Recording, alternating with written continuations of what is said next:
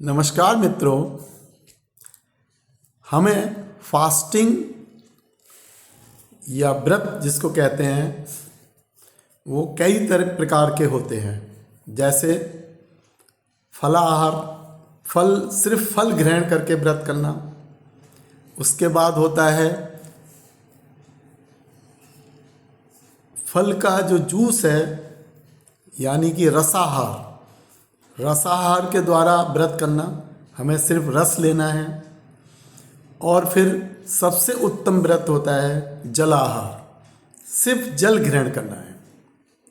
हमें एक दिन के व्रत में, जैसे हम एक दिन का व्रत करते हैं तो उस दिन सुबह से उठकर हर घंटे 1 गिलास पानी ग्रहण करना है और शाम तक करना है, हर घंटे 1 गिलास, ताकि जो आपका एक्सक्रेशन चल रहा है और जो आपका टॉक्सिन पूरी शरीर से विभिन्न भागों से इकट्ठा होकर आ रहा है वह भली भांत निकल जाए।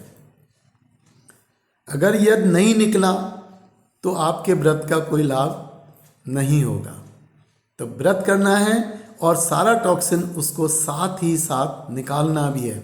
इसलिए आपको सुबह से शाम तक हर घंटे जल 1 गिलास ग्रहण करना है। और जलाहार सबसे उत्तम व्रत है।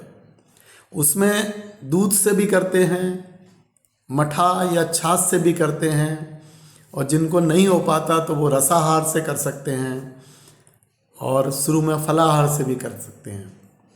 इसमें जो सबसे बड़ी जो आवश्यक बात है वो ये है कि जैसे ही एक्सक्रिएशन शुरू होता है हमारे पूरे शरीर से विभिन्न जगहों से टॉक्सिन निकल करके एक जगह इकट्ठा होने लगता है और वो धीमे धीमे ब्लड में जाने लगता है। ब्लड के थ्रू किडनी से छन छन के वो बाहर निकलेगा, लेकिन जब तक वो बाहर निकलेगा तब तक ब्लड के थ्रू पूरे शरीर में वह घूमता रहेगा और तब वो आपके ब्रेन में जाएगा, आपके हार्ट में जाएगा। और यदि आपके अंदर शरीर में टॉक्सिन बहुत हुआ तो आपके हार्ट को या ब्रेन को नुकसान पहुंचा सकता है, उसको डैमेज कर सकता है। और आपने अक्सर देखा होगा कि व्रत करने पर अक्सर लोगों के मस्तिष्क में दर्द शुरू हो जाता है, पेन हो जाता है, अक्सर उल्टियाँ आ जाती हैं, उल्टियाँ आने लग जाती हैं।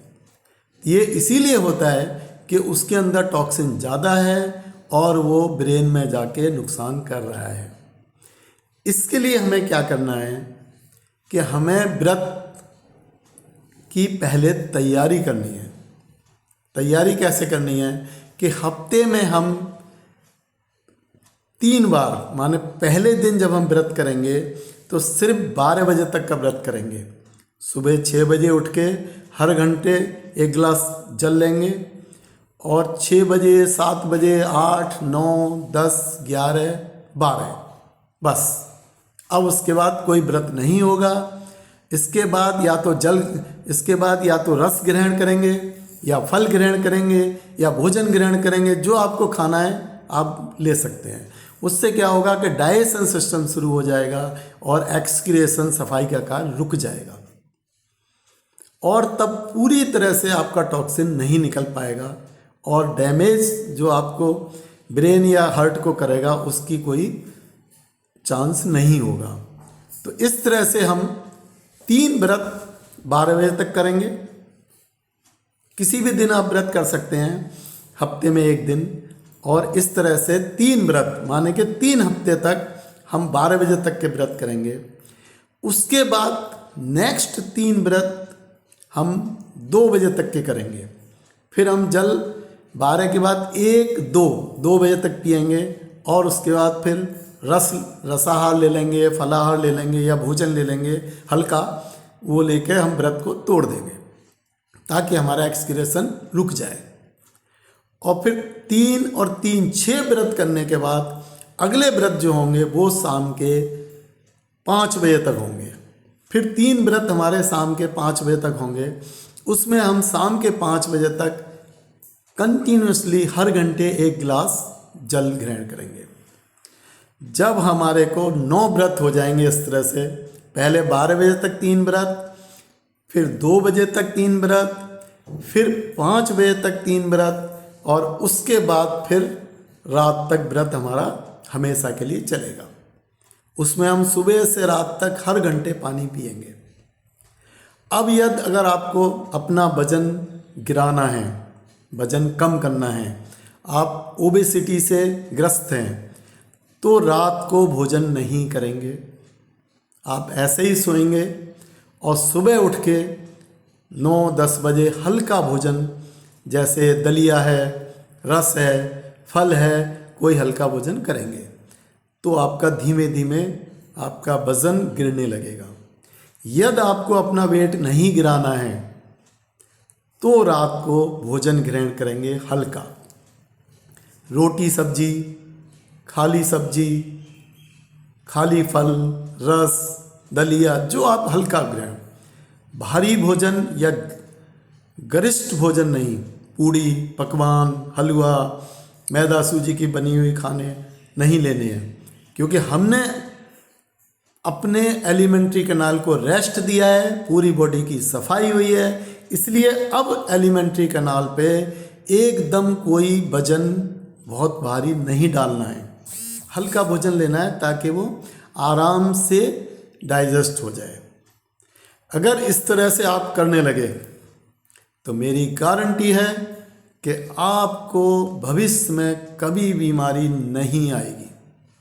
जो नेचर 5वां रास्ता खोल के बीमारी दिखाती है, आपके शरीर की सफाई करती है, उसको ज़रूरत ही नहीं पड़ेगी। हमारा शरीर या हमारी नेचर बहुत ही कंप्यूटराइज है।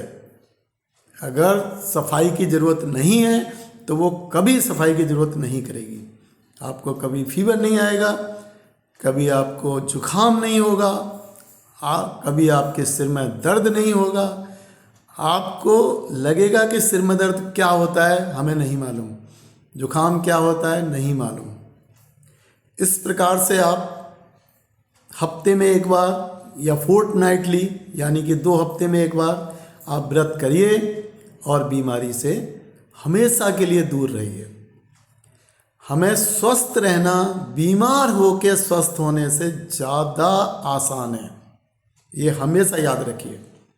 आप स्वस्थ आसानी से रह सकते हैं, एक बार बीमार हो गए तब स्वस्थ होना थोड़ा कठिन होता है, हो जाते हैं तब भी।